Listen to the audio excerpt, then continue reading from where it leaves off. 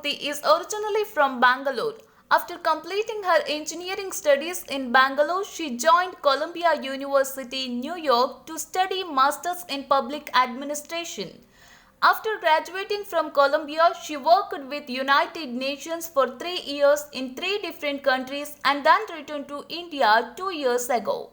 By seeing the anarchist rule in the country, she decided to educate the people in her own way. While she remained a stranger to people after returning, she rose to prominence after protesting heroically in the midst of Section 144 at Town Hall, Bangalore on December 19, 2019. By standing alone and protesting against the police brutality, she showed the nation the way to protest, and she remains an inspiration.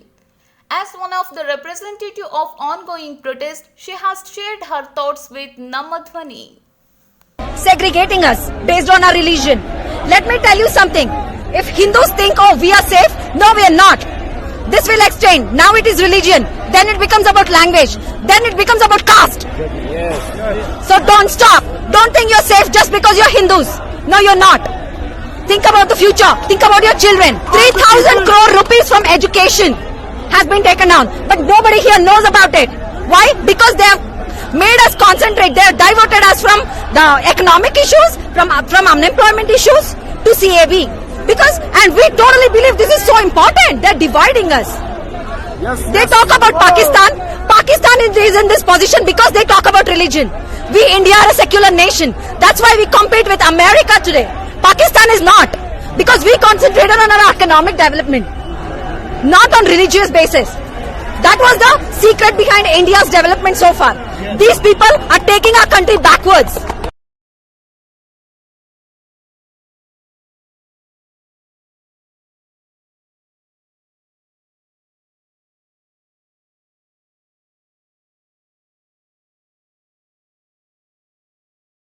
Dear friends, welcome to Namma. Today we have with us Miss Narendra Modi. We all came to know about Narendra Modi when she protested when there was Section 144 was in place. She held a placard and protested against CA and NRC on December 19th. To know more about Narendra Modi, she is an engineer by qualification. She did her engineering in Bangalore.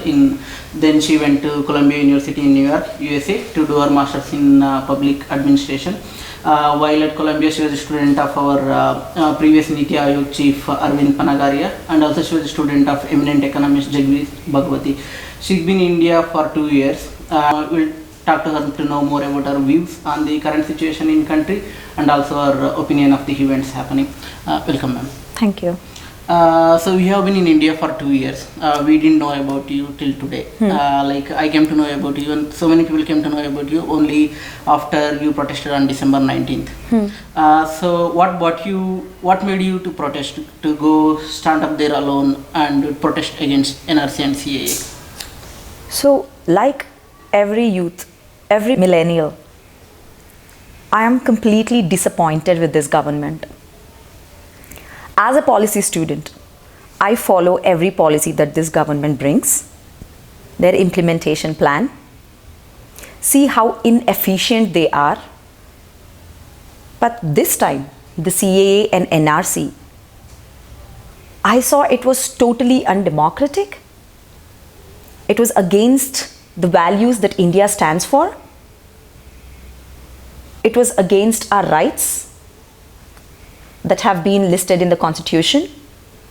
More than anything, I can foresee what image the CAA and NRC is going to build to my nation around the world.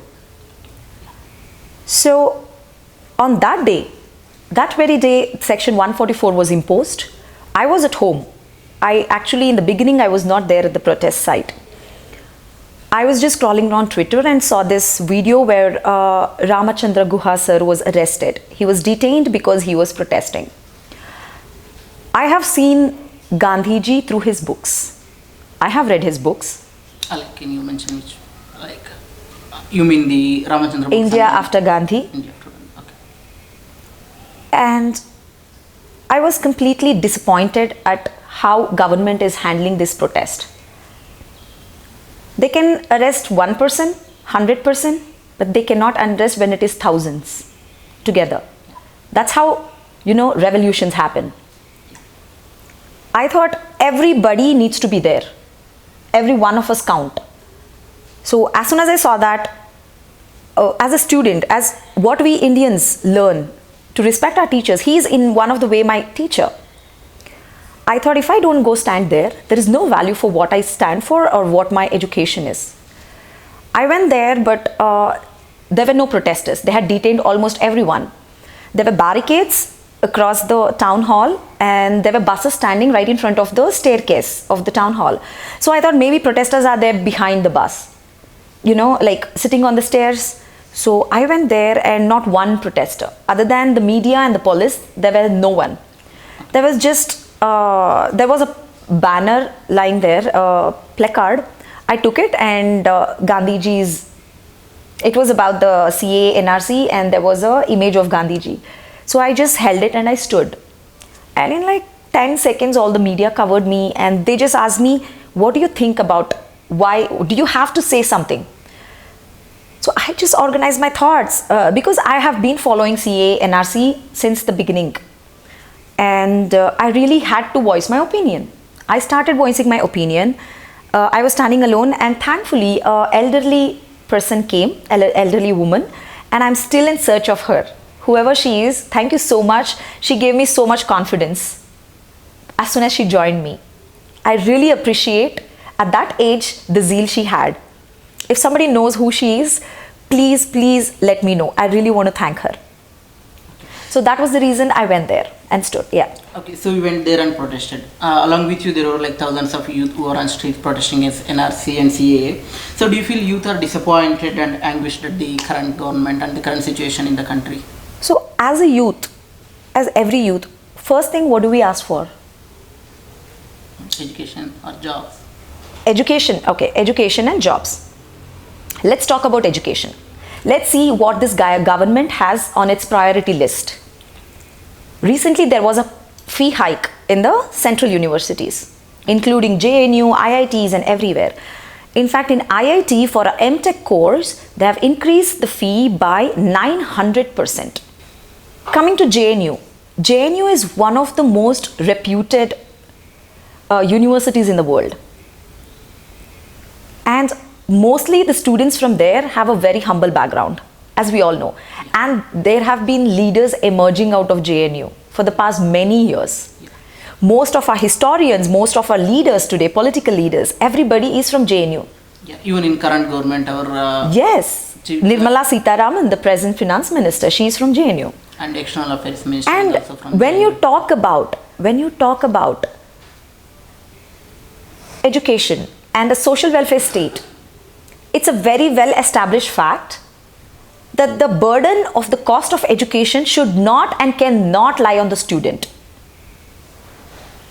But this fee hike, I would say, it is a backdoor channel to privatize education. Okay. The moment you do that,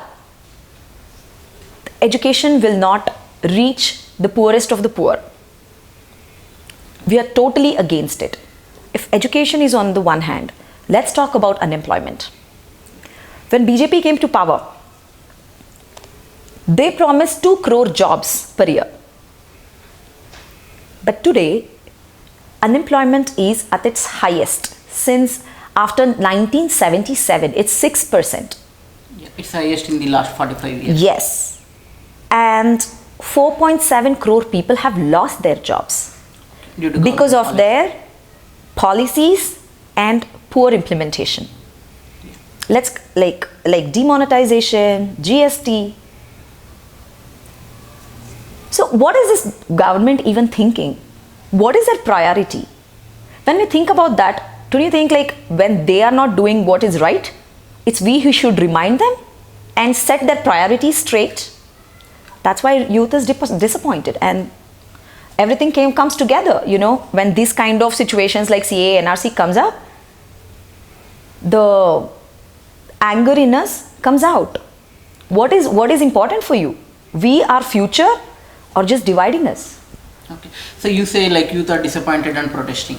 But what government is saying is like all these youths are being misled by opposition political parties, and also they say even we our current chief of defense staff, like General Bipin Rawat, he also told like also like political leaders are misguiding these youth. Even our spiritual leaders are also talking the same.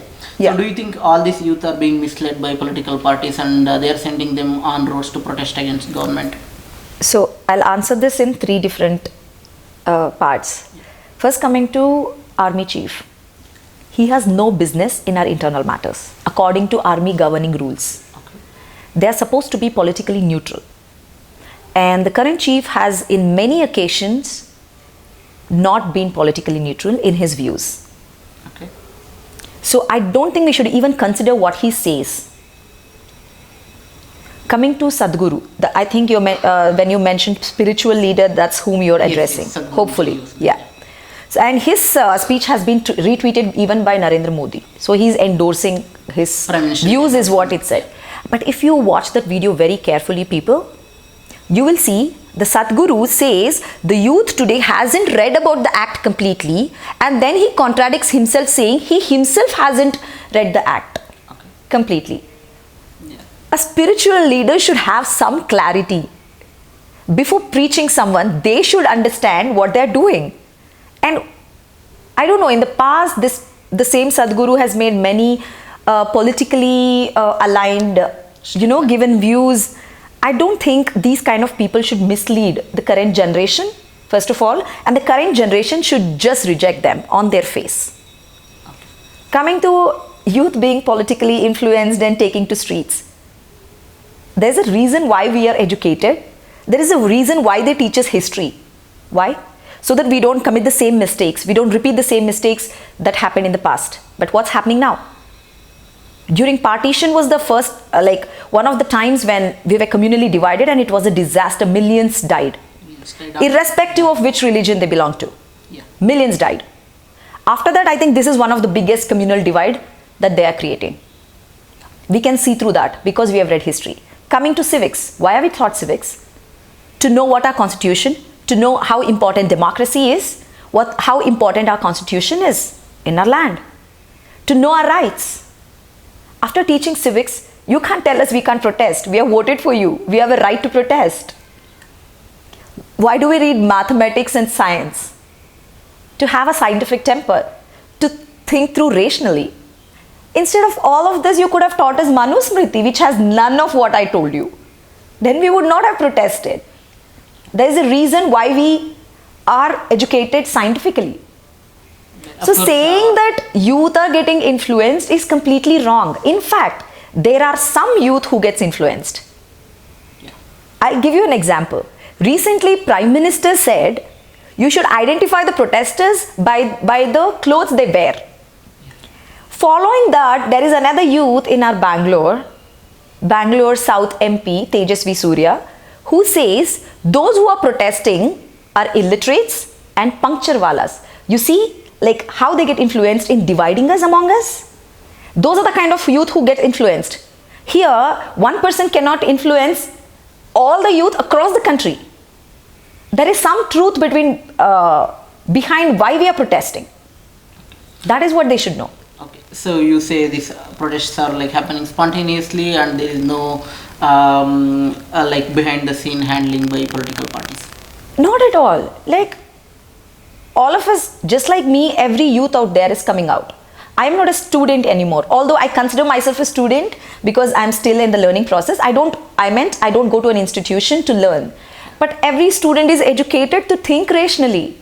They can think through, they can see through the priority of this government. Yeah. So we talked about how youth are disappointed at the current government. So coming to you specifically, so as a woman, why are you disappointed with the government? So as a young woman,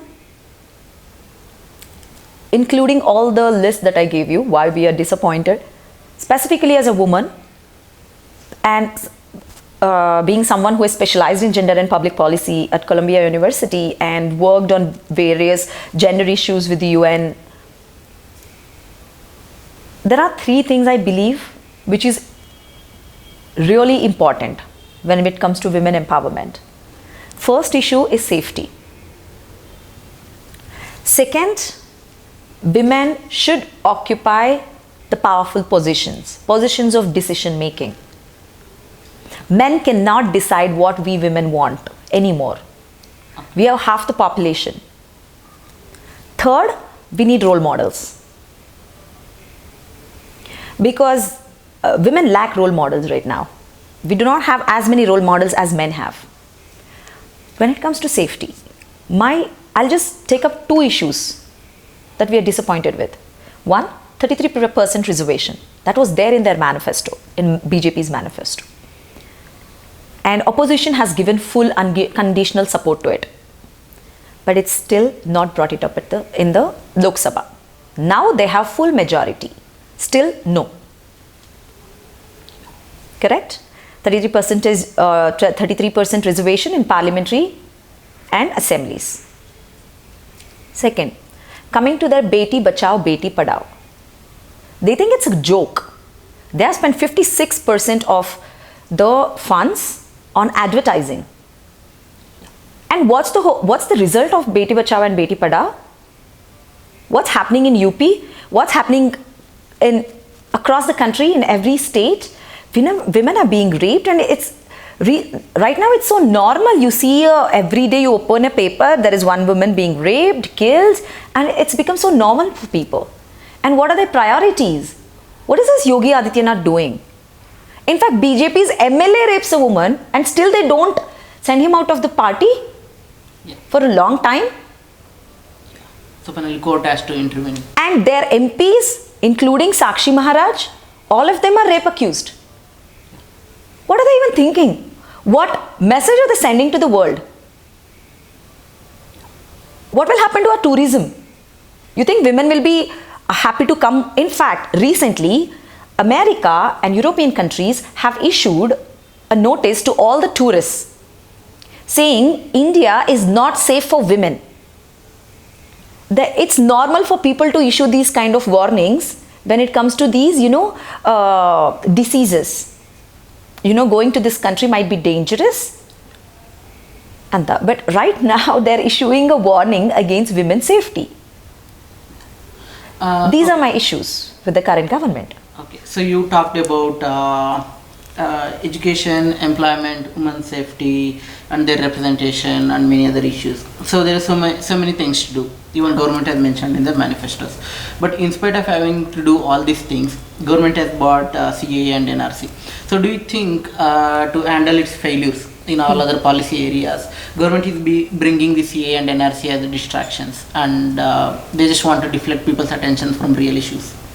That too, they definitely want to deviate our attention, and because that's their priority, they don't give any value to what is really needed. Let's talk about economy. According to them, they were supposed to bring down the dollar rate to 40 rupees. So what's dollar rate today? They could have at least maintained it at 60s, which was the case. Correct? But it's 71 rupee today. So just to interject you, like our Karnataka BJP chief. So he told after 5 years of Modi government, rupee will be higher than dollar. But now it has gone down further. Yeah, please continue. Exactly, that is their jumla. They just, I don't know, they show these big dreams which are totally outside this real world, only so that they'll get votes. But we really need to educate people on what is real, what is not. Coming to economy, all these experts, including IMF, which has issued a warning saying urgent policy actions are needed. Otherwise, the slowdown in the economy is going to affect India badly. GDP has gone down really bad, 4.5%, which was like in 1992. So our economy has gone back to 1992. So 30 years, backwards. And all they care is about this. So even with the low GDP growth, the one more accusation is the fudging of GDP numbers, and we are overestimating. Even our chief economic advisor said that India overestimates, current government overestimates GDP by 2%. Yes. In real terms, the GDP is 1.5. When I said 4.5, this is what the government has issued.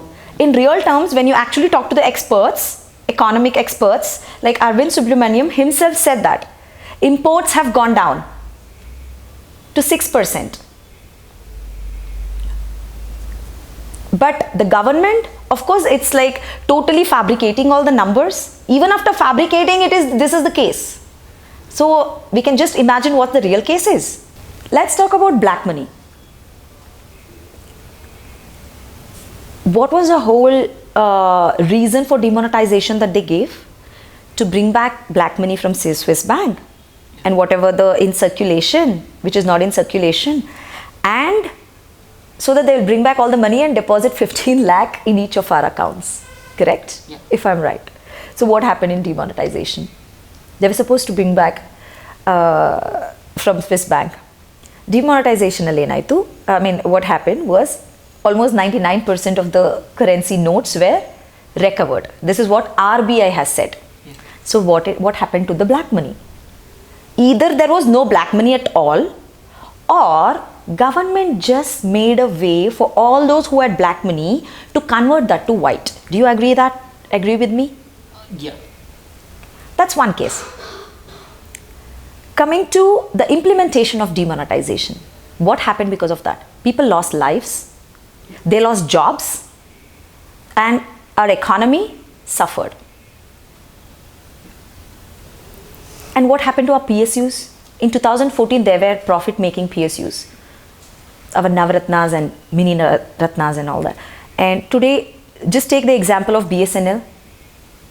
It is not even in a position to give salaries to its employees. If this is happening to PSUs, you know, all of this is a symbol. Okay, people make fun when you talk about onion price, but they need to understand one thing. It is a symbolic thing for what's happening in the economy today. It is showing what inflation is doing. Today, upper middle class can afford onions for like 150 rupees or 200. It's touching almost. But what about the poorest of the poor? They think it's only going to affect the poorest of the poor. No, in 2-3 years, this will affect even upper middle class people and the lower middle class people. And when we ask these questions, what are the rhetorics these people give?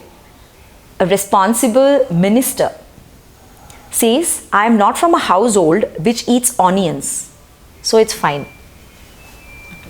I mean, is this a joke to them? And their scientific temper. If these are the people who are making decisions for us, that's why I'm bringing out this issue. At the topmost decision makers are someone who thinks Einstein discovered gravity. And they say maths did not help Einstein discover gravity. This statement is wrong at so many levels. So first people need to understand, like if these are our leaders who can't get their facts straight, who can't be sensitive enough, who has zero knowledge about economy and who is not even considering the expert advices, you really think they have some vision for our country? A positive vision? No. All they want is to stay in power by dividing us. Coming to Ujjwala scheme. They said, oh, now everybody can afford gas connections. Look at their vision. It was just once they could take a gas connection, but they are not able to refill that because refilling takes 1,000 rupees. Just 1 month it might take to finish one cylinder. They didn't have a vision what after 1 month. That is their level of implementation. Almost every policy of theirs is a disaster. Okay. So in a way they don't have. Therefore, they have to deviate us. Yeah. And of course, it's not just I'm not going to say we are getting deviated.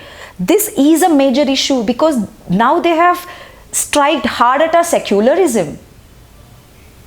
Our constitution is at stake. So we need to protest to make sure our Indian values, which was handed over to us by our previous generation, we protect it, we preserve it and hand it over to the next generation. So we talked about how government has mismanaged and mismanaged their policy, their implementation in a lot of things. And as to distract from them, they have bought this NRCCA and all. So even whatever they have bought, there is a lot of confusion in them also. Yeah. So in NRC and CAA. Yeah. So why there is so much confusion around NRC and CAA? And they bought this new thing called NPR. So are they related? And like, can you like explain them? So, first of all, they say we are not well informed. That's why we are protesting. First of all, I want to ask, do they have any clarity at all? Amit Shah, our Home Minister, has said in Parliament that he will be extending NRC to the whole country. Correct? Yeah. Then comes the Prime Minister, who in the past has also endorsed the same thing, but now he says we have never spoken about extending it to the whole country. Then Amit Shah comes back and says, yes, we won't be extending it as of yet. That means maybe they have plans in future. Then 2 days ago, the Law Minister comes and says, we might or might not use the data from NPR, which they said we are never going to use in the beginning because we protested. So basically, the cabinet itself, I think they do not sit together. There can be only two things. Either they do not sit together and decide, they don't have a clarity, or they are trying to create a confusion. Yeah. So like there is so much confusion around this. In a way, this whole policy and implementations in the country are in a mess. So what should government do now to like bring confidence to people, to bring confidence in trade, in women, and in many areas of our country? So what should government do now urgently to get back India on path of development? First thing, BJP slogan, Sabka Saath, Sabka Vikas, Sabka Vishwas. Correct? Vikas I spoke about, progress, economy, education, unemployment, all of this is at stake. They are doing nothing about it. And even now when they are bringing NRC and CAA, Vishwas is confidence, the trust. Right? That is what they're saying. They need to gain the trust of everyone, irrespective of which community or which religion we belong to. So NRC and CAA, why haven't they told us what's the economic cost of it? Where are they going to bring that money from? Now in Assam, for 3 crore population, they've already conducted NRC and it costed 1,600 crores. You extend it to 130 crore people and it will be 76,000 crores just to implement NRC. This expenditure is from the government side. So what about the people, the common people? They might have migrated some years ago. They have to go back to their native, check for their records. So that means their work will get halted. Spend money on traveling and getting the record straight, because according to these people, Aadhaar is not going to prove their citizenship, passport is not going to prove their citizenship, not even voter ID.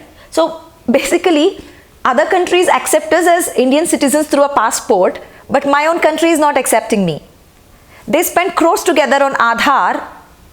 Today 125 crore people have Aadhaar, but that is not a proof of citizenship. Voter ID, we voted them using voter ID, and today that means this, if we are not citizens, this government is not a government. It's selected by aliens. Yeah.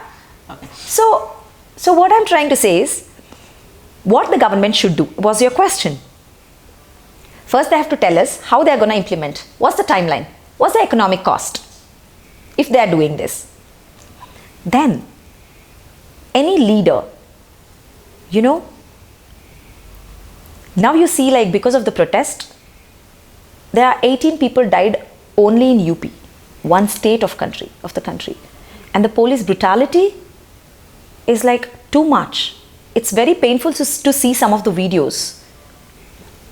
Even the police people, an IPS officer himself says,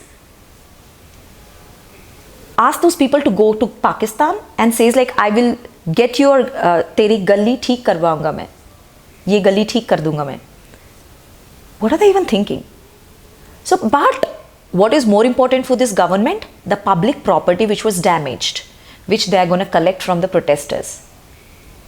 Even though we know there were some BJP people, it's like proved, who were arrested, who created violence in the beginning, were BJP people. It's all over the news. Still, they want to collect it from the protesters. One, what about the human cost? a leader should first acknowledge what the human cost is, the lives that are lost. What about their families?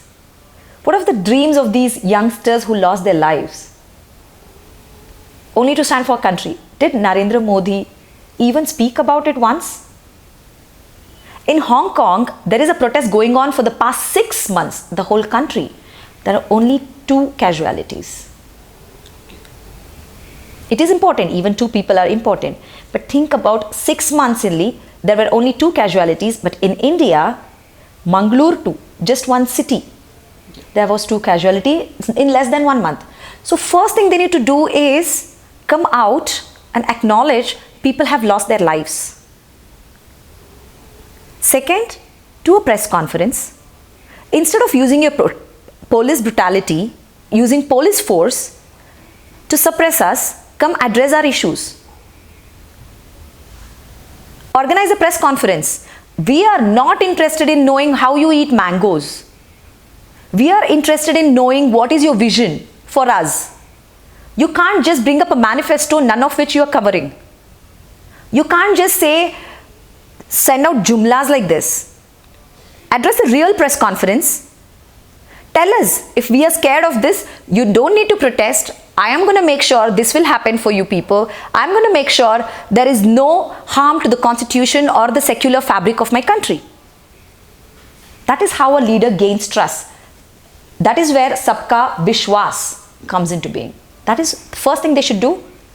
Acknowledge the human cost and then organize a press conference to address what is happening and give us clarification, the real clarification, and not keep changing it. Okay.